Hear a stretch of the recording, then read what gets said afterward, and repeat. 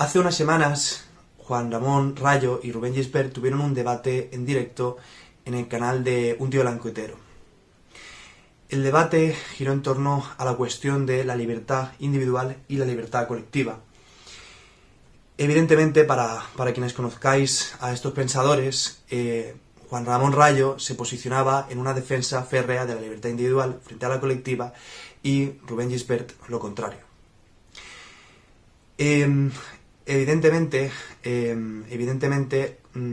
Rayo representa un líder para el pensamiento liberal español, así como a lo largo de este último año o 2 años, Rubén Gisbert lo está haciendo en muchos sentidos para la izquierda y sobre todo alimentando lo que se conoce como fundamentalismo democrático. El debate surgía porque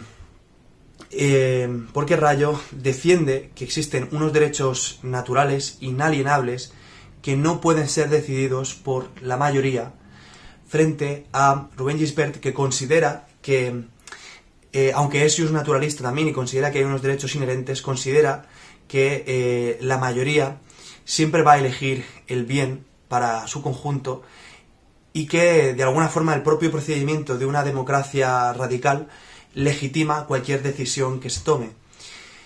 Evidentemente, Juan Ramón Rayo, como es un pensador de talla, le puso contra las cuerdas porque esto puede ser reducido al absurdo rápidamente, ¿no?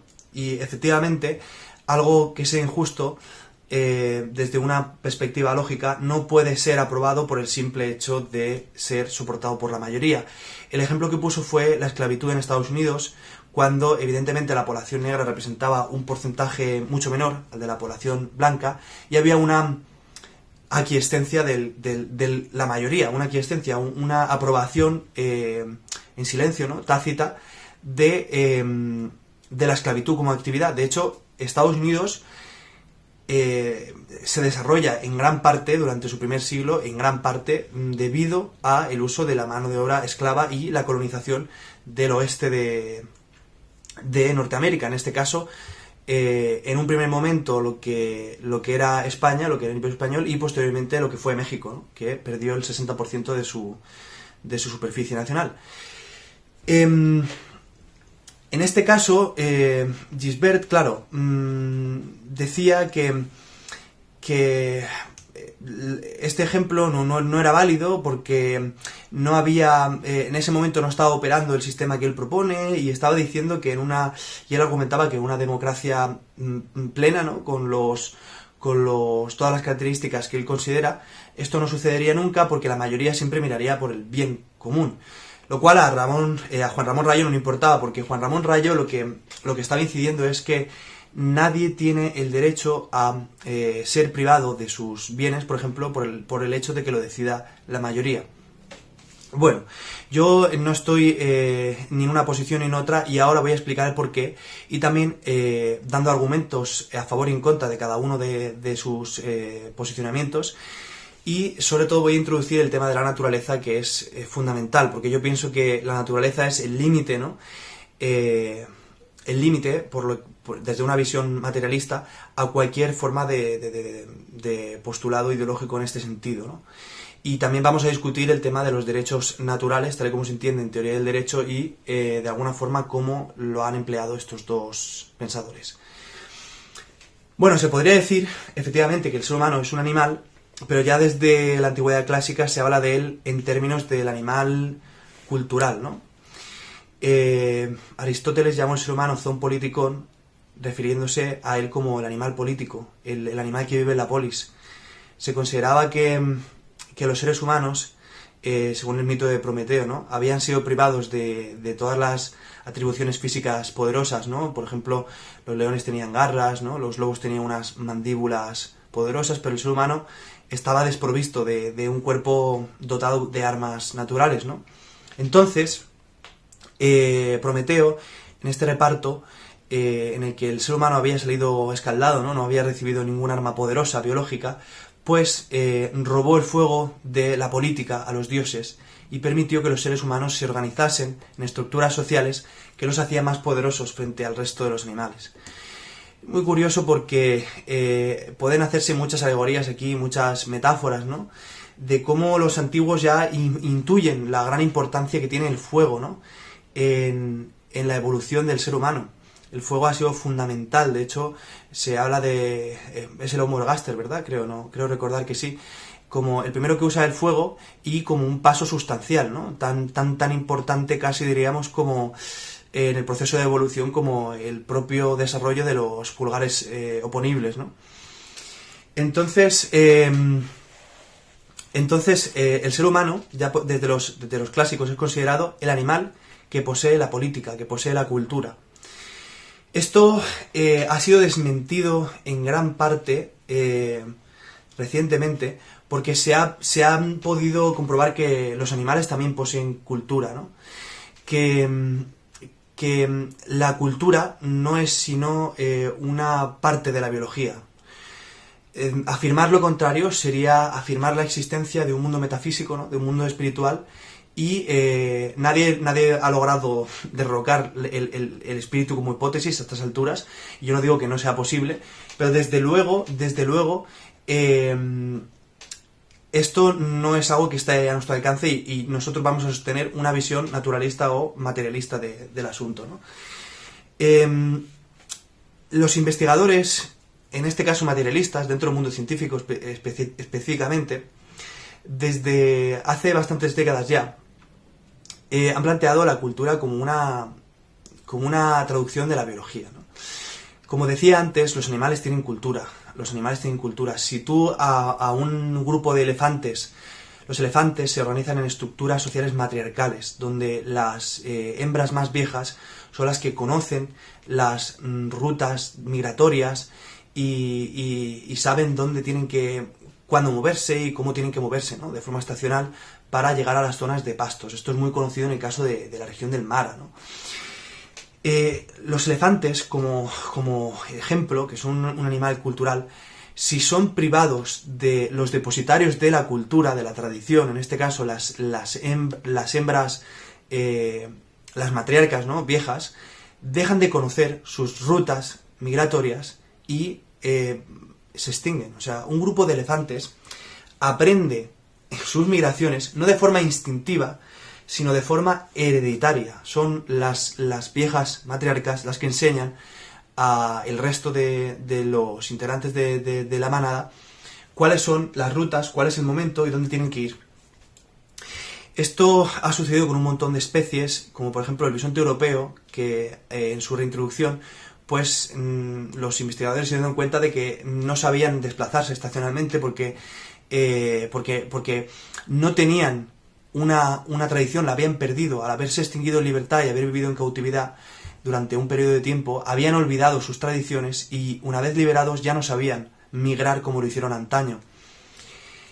1000 ejemplos pueden ponerse de cultura entre los animales. Los delfines y los lobos, por ejemplo, tienen dialectos según la región del planeta en la que viven. Es decir, un lobo ibérico maneja en torno a, creo que son unos 20 tipos de sonidos, y estos no son los mismos, aunque a veces refieran a las mismas cosas, la mayor parte de los casos, pero no siempre, porque el medio también condiciona cómo se comunican los ejemplares. Evidentemente, la disposición de la alimentación, las especies que hay y todo, no es igual en una región, por ejemplo, en Norteamérica, que en España. Y aunque a veces sí refieren a las mismas cosas, los sonidos, desde luego no siempre son iguales. Es decir, los aullidos de un lobo en España quieren decir algo que a lo mejor no quieren decir los aullidos de los lobos de Norteamérica. Todas estas culturas animales que estamos tratando son muy primitivas en comparación con la cultura humana. Pero, sin duda, aunque la cultura humana es muchísimo más sofisticada y compleja, no deja de traducirse en la satisfacción de unas necesidades muy similares, en última instancia, ¿no? Que son las de reproducción, en fin, poder y jerarquías, en fin, pues las funciones fundamentales, ¿no? de cualquier ser vivo. Entonces, entendiendo que la cultura, desde una posición naturalista, no es más que otra plasmación de rasgos biológicos, ya de entrada podemos poner en jaque o podemos plantear ciertos límites a esto que Rayo y Gisbert dan por sentado que es el derecho natural. Yo no me voy a posicionar en contra del derecho natural, pero bueno, le voy a dar unas vueltas aquí. A ver qué apuntes tengo, que no me olvide. Efectivamente, en la teoría del derecho se habla habitualmente de dos formas de concebirlo, ¿no? El derecho positivo y el derecho natural. El derecho positivo, los positivistas consideran que las costumbres de un pueblo y que el buen hacer, ¿no?, de un pueblo está determinado por su derecho escrito, ¿no?, por lo que dictan las normas, las leyes que han constituido, ¿no?, mediante el procedimiento que sea, pues el propio pueblo, ¿no? Mientras que los naturalistas consideran que existen unos derechos inherentes a la condición humana que están más allá del derecho positivo y que son inalienables, que tienen que ser defendidos independientemente del contexto, ¿no? Estamos viviendo un momento de la historia en el que predomina esta segunda posición. En general, a lo largo de la historia ha predominado esta concepción, yo pienso, del derecho natural. Los derechos humanos son un gran ejemplo de esto. Los derechos humanos tienen un tinte político innegable, ¿no?, de fondo, porque han sido promulgados principalmente por las potencias, las antiguas potencias coloniales, hasta la Segunda Guerra Mundial, occidentales. Y ciertos derechos inalienables, ¿no?, de los derechos humanos, como puede ser el de la propiedad privada, pues según otras concepciones políticas, ¿no?, como puede ser la concepción política de Gisbert, pues son debatibles. Y desde luego, desde otras culturas, como puede ser las culturas asiáticas, ¿no?, o la cultura árabe, pues también son debatibles. Es por esto que se ha considerado que los derechos humanos son realmente una especie de justificador, ¿no?, de un nuevo neocolonialismo por el cual, cuando las potencias occidentales, y más señaladamente Estados Unidos, deciden que algo que está sucediendo en alguna parte del mundo en la que tienen algún interés, pues pueden acudir, ¿no?, a la justificación de los derechos humanos para invadir el país, en fin, etcétera, ¿no? Para traducir en términos del derecho positivo, es decir, obligar a que la gente de allí tenga una nueva legislación por la fuerza, obligar en términos del derecho positivo a que estos derechos naturales, en este caso, por ejemplo, la democracia, ¿no?, se cumplan. Evidentemente, algunas concepciones, como las de democracia y las de pueblo, han cambiado a lo largo de la historia, y la propia idea de pueblo que maneja Gisbert, Gisbert y Rayo, son gente muy competente a nivel intelectual y muy leída, pero me da la sensación, como dice Ernesto Castro en un vídeo que hace de crítica, que mientras que Juan Ramón Rayo, a pesar de que tenga su ideología concreta y que se rinda en última instancia siempre a ella, creo que todo el mundo tiene pensamiento, tiene ideas políticas, ¿no?, todo el mundo, y tiende a ser proclive a defenderlas. Hay gente que, sin embargo, como considero que es el caso de Gisbert, que tiene una ideología.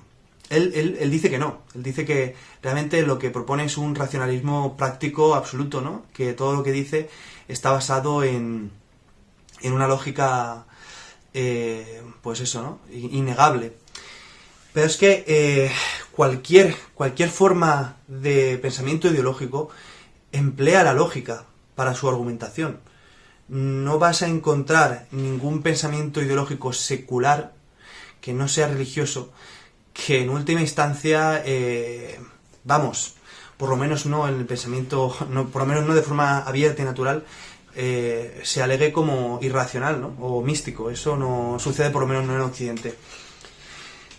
La propia concepción de pueblo, ambos dos, y en alguna parte del debate lo nombran, nace en gran parte con el avance del liberalismo, cuando los estados dejan de estar regidos de forma patrimonial, ¿no?, se abandona esa concepción patrimonialista que liga a los títulos nobiliarios y a la posesión directa de los territorios, ¿no?, con el poder, porque avanza una nueva economía que ya no está, que ya no tiene esa estructura. Es la economía comercial e industrial, ¿no?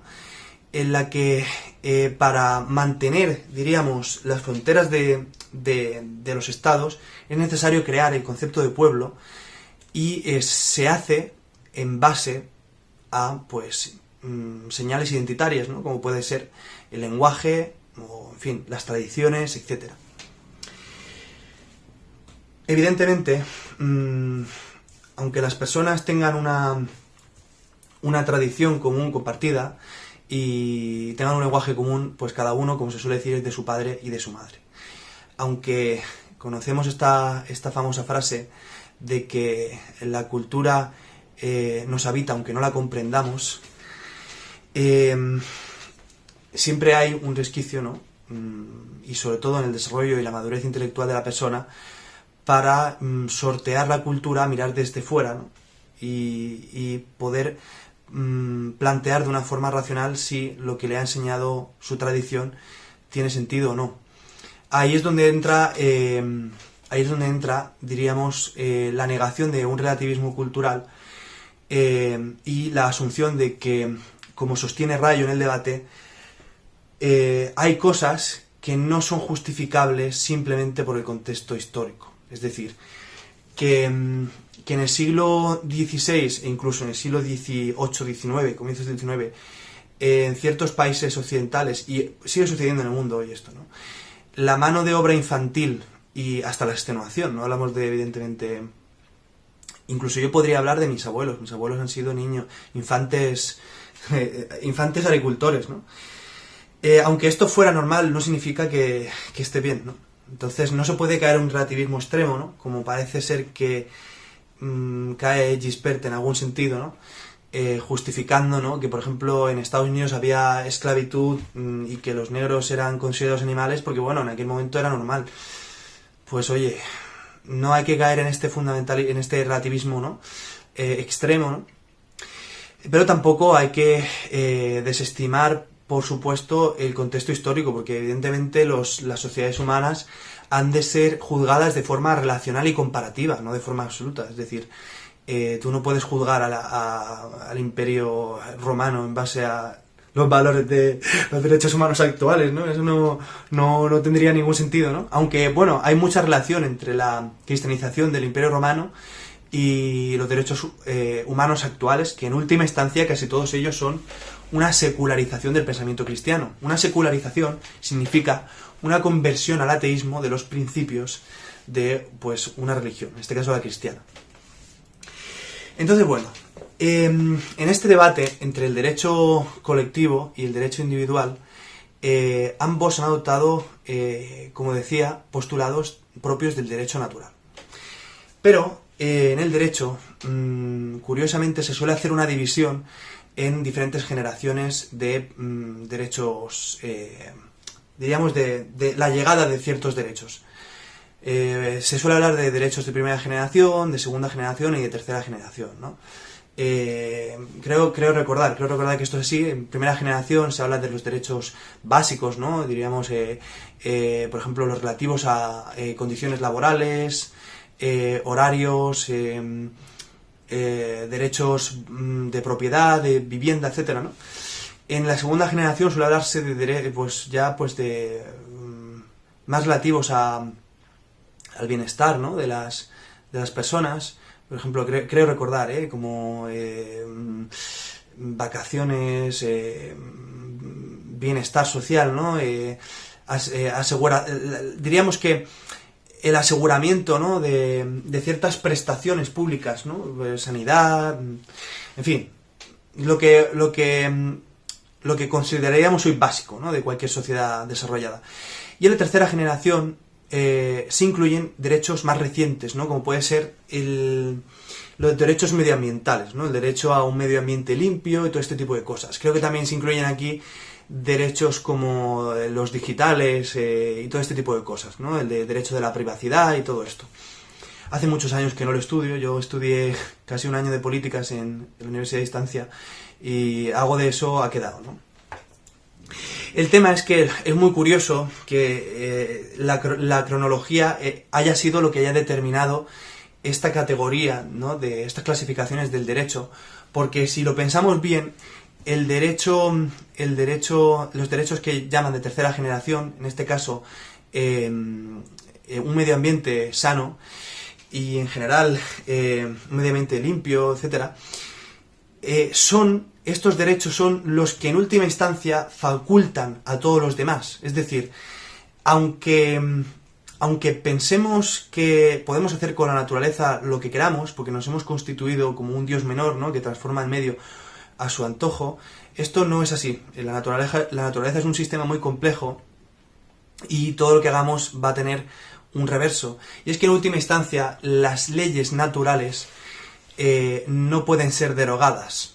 Las leyes naturales no son como las leyes humanas. Nuestro ordenamiento jurídico puede ser remodelado todas las veces que queramos en base a los principios ius naturalistas, ¿no?, del derecho natural que nosotros consideremos. Bien, primemos la libertad colectiva que la libertad individual, pero las leyes de la naturaleza no pueden ser derogadas y son la estructura que faculta en última instancia todo el resto de, en nuestra cultura y nuestra sociedad, ¿no? Entonces, aquí está el límite que yo encontraría en el debate de Juan Ramón Rayo y de Rubén Gisbert, aquí posicionándome en este sentido me posicionaría en contra de Rayo, porque aunque los bienes naturales no son tratados hoy día por nuestro derecho como bienes públicos, sino que son considerados bienes comunes, porque no todos los bienes naturales son propiedad directa, diríamos, del Estado. En este caso, por ejemplo, el Estado no posee el aire, ¿no? El Estado no posee muchísimos bienes y recursos naturales básicos que son, diríamos, clave, ¿no?, en el funcionamiento de nuestra sociedad, de nuestras economías, de nuestra estructura política, ¿no? Perdón, que llevo hablando ya 20 minutos y... Pero desde luego, estos bienes naturales son límite a la libertad individual y el derecho individual. Por ejemplo, si yo en mi propiedad tengo, diríamos, imaginad, ¿no?, estoy aquí hipotetizando, si yo en mi propiedad tengo unas reservas de petróleo grandísimas, ¿no? Soy un jeque árabe y tengo unas reservas de petróleo grandísimas. Evidentemente nadie lo haría, porque eso sería un acto de locura y, bueno, quién sabe, ¿no? Pero si yo tuviese en mi propiedad esto y pudiera quemar estas reservas de petróleo y fueran tan sustanciales como para emitir lo que una nación entera, ¿no?, en CO2 y en fin, generar un impacto que va más allá de mi propiedad, porque cuando yo hago algo que va más allá de mi propiedad estoy vulnerando los derechos de los demás. Es decir, yo no puedo ir a casa de alguien y tirarle humo, ¿verdad?, a la puerta, no puedo contaminar la casa de alguien. Entonces, por esa misma regla de tres, yo no puedo hacer cosas. Aquí entraría en juego, diríamos, el imperativo categórico kantiano, pero lo haría desde un punto de vista ecológico, ¿no? Juan Ramón Rayo utiliza la clásica frase del liberalismo: mis derechos acaban donde empiezan los tuyos, ¿no? Mi libertad acaba donde empieza la tuya. Y esto me da la sensación de que los liberales lo defienden en muchísimos ámbitos, pero en otros sustanciales, como es el tema de la naturaleza, ni siquiera lo mencionan, ¿no? La naturaleza está siendo usada por particulares de forma que los beneficios son solo individuales, mientras que los costes son colectivos.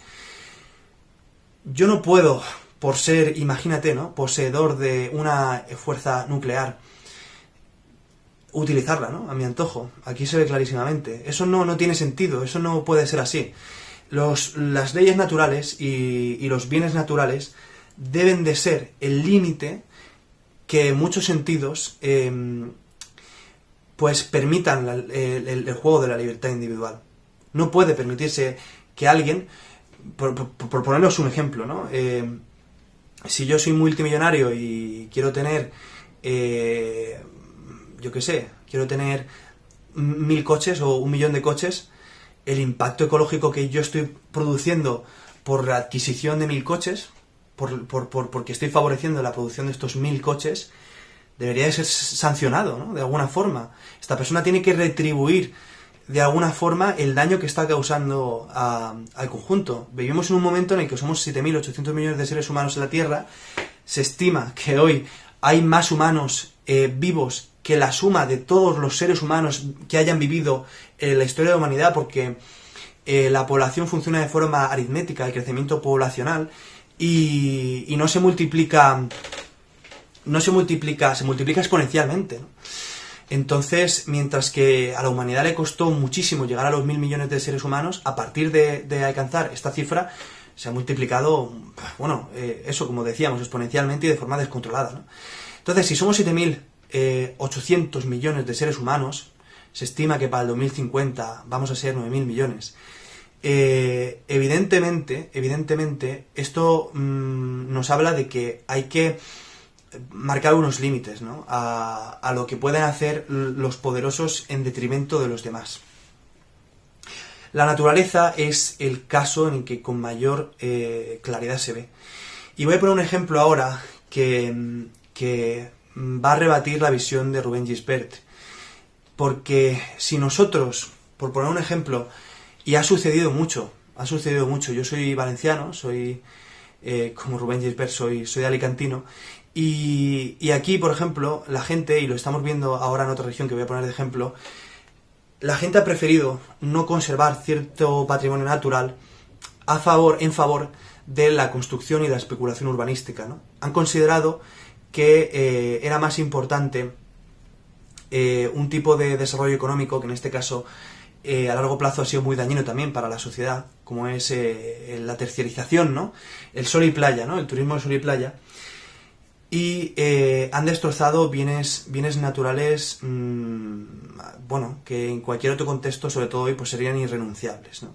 Hoy estamos viéndolo en Algarrobico, este hotel de la costa almeriense, Cabo de Gata, en el Parque Natural de Cabo de Gata, que los vecinos creen, de forma democrática, ¿no?, y asamblearia, ellos deciden en su mayoría que quieren destrozar el paraje porque quieren tener un desarrollo económico mejor, ¿no? Esta problemática se ha planteado muchísimas veces en la historia, muchísimas. En la Albufera de Valencia, el lago, la laguna permanente, se salvó por los pelos, pero contra la decisión de la mayoría de las personas. La mayoría de las personas quería convertir la Albufera en su totalidad en un arrozal. Hay un libro muy bueno, Sarah Hamilton, sobre el caso el caso del Saler, de cómo se salvó, que yo lo recomiendo, y que aborda el tema. Es decir, el fundamentalismo democrático de Rubén Gisbert no es siempre positivo, y la mayoría no va a elegir siempre lo mejor. Esto es así. El procedimiento democrático no legitima el resultado de esa democracia. Voy a poner un ejemplo en el que se ve quizá con más claridad. Rubén Gisbert dice en el debate: no, es que esto que me estás diciendo son todo hipótesis, nunca ha sucedido. De acuerdo, ¿vale? Yo ya os he puesto un par de casos en el que ha sucedido, ¿no?, desde mi punto de vista.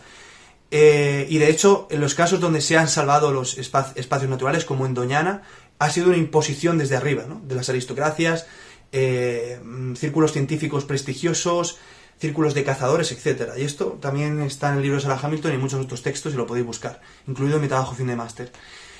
Pero voy a poneros un ejemplo en el que se ve muy claro. Si tú en Arabia Saudita implementases una democracia al modo de lo que Rubén Gisbert postula, ¿pensáis que, incluyendo las propias mujeres, el total de la población votaría porque las mujeres pudieran votar? Si en un primer plebiscito, la mayoría votase, incluyendo las propias mujeres, ¿pensáis que se votaría que ellas tienen los mismos derechos que ellos? Yo no lo creo, la verdad. Y no solo en Arabia Saudita. Esto podría pasar incluso en países relativamente avanzados, ¿no?, que consideramos avanzados. Y no solo en el caso de las mujeres, sino en el caso de muchos otros grupos que pudieran... bueno, esto no me voy a poner aquí a discutirlo, pero bueno, no es el tema de mi canal, pero yo creo que se está viendo muy claro, ¿no? Es decir, el fundamentalismo democrático que Rubén Gisbert se tira 1 hora y media argumentando tiene las patas muy cortas, ¿no? Tiene las patas muy cortas. En última instancia, si tienen tanta fuerza los derechos humanos como inalienables, y entre ellos el derecho de la propiedad, aunque ya le he puesto coto y he puesto el ejemplo, ¿no?, de cómo se limita el derecho a la propiedad que defiende Juan Ramón Rayo, pero si por algo tienen tanta fuerza los derechos humanos es porque están basados en última instancia en motivos lógicos, porque como os comentaba antes, los derechos humanos promulgados por las antiguas potencias occidentales principalmente, son una secularización del pensamiento cristiano.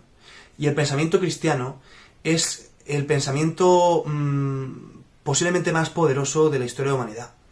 Las contradicciones y el refinamiento que alcanzaron los pensadores cristianos hasta resultar en el pensamiento laico occidental moderno no tiene parangón, no tiene parangón en ninguna parte, y la concepción de la verdad que instaura el pensamiento cristiano, porque el pensamiento cristiano es el primer monoteísmo universalista, que considera que hay una verdad única.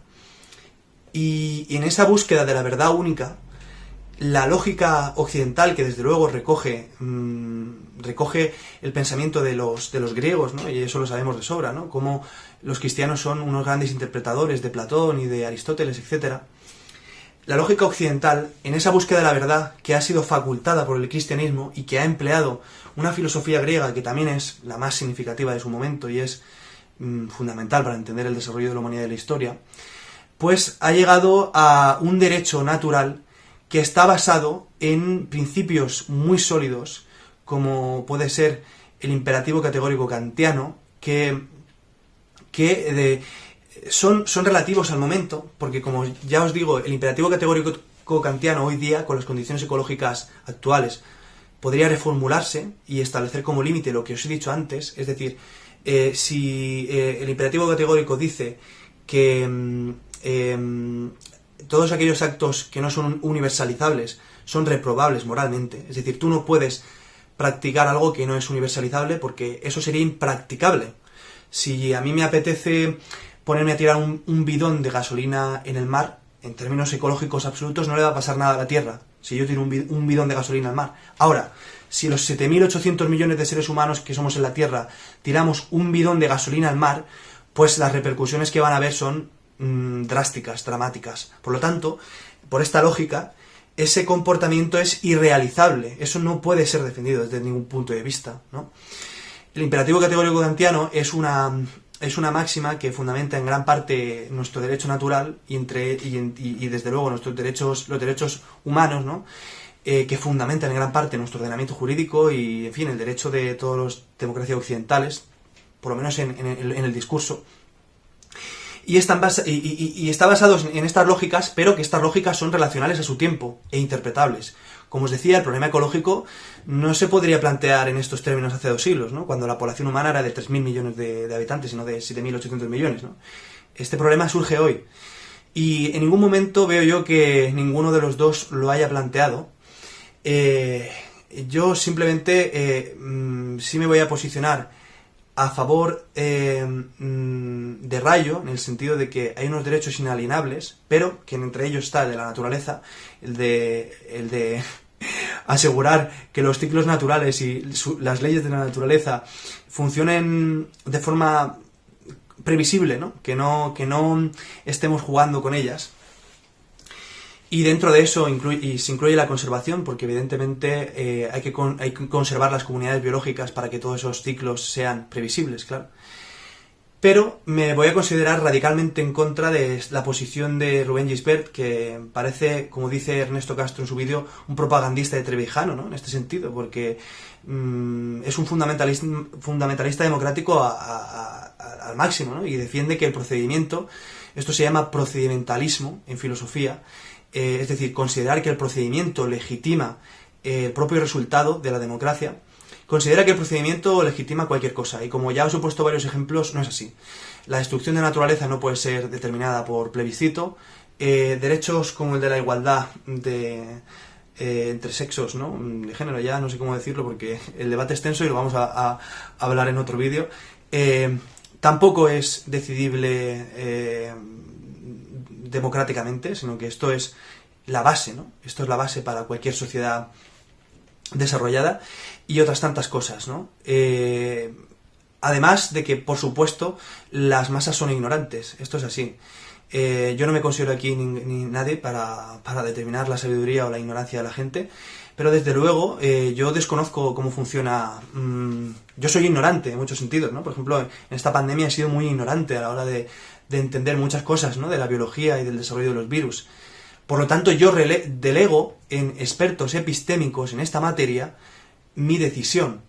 Y considero que tiene muchísima mayor relevancia lo que piensan los científicos que lo que pienso yo, en este sentido. Entonces la democracia podría ensayar nuevas formas de asamblearismo y de discusión pública para que la voz de los expertos no tenga la misma importancia que la voz de la gente de a pie. Porque eso sería establecer una equidistancia entre el valor de las opiniones, y esto no puede ser así. Es muy controvertido en el tema de los temas relativos a la moral y de la sociedad, porque allí no hay las ciencias no formales, como pueden ser las sociales, no nos dan respuestas absolutas, ¿no?, como puede darnos las matemáticas, ¿no? Pero el debate saludable y un mejor asamblearismo, ¿no?, y una democracia más participativa, en este sentido yo sí que soy crítico, ¿no?, con la partitocracia, que todo el rato Rubén Gisbert, ¿no?, parece que viene a salvarnos de ella y tal. En este sentido sí, pero desde luego, en última instancia, la partitocracia se funcionaría de una forma muy similar a una democracia epistémica en la que hubiera unos grupos no organizados por intereses ideológicos, sino más bien, políticos, económicos, sino más bien por intereses relativos al alcance de la verdad, ¿no?, para alcanzar de forma más objetiva la verdad. Pero estos grupos estarían también gremializados, según su campo de conocimiento, ¿no? Yo creo que en el caso de por ejemplo, la crisis climática, que es innegable, debería de haber un comité de expertos que tuvieran un peso muy significatiativo a la hora de plantear cualquier tipo de debate de esta naturaleza, ¿no? Vaya término más redundante en ese sentido, ¿no?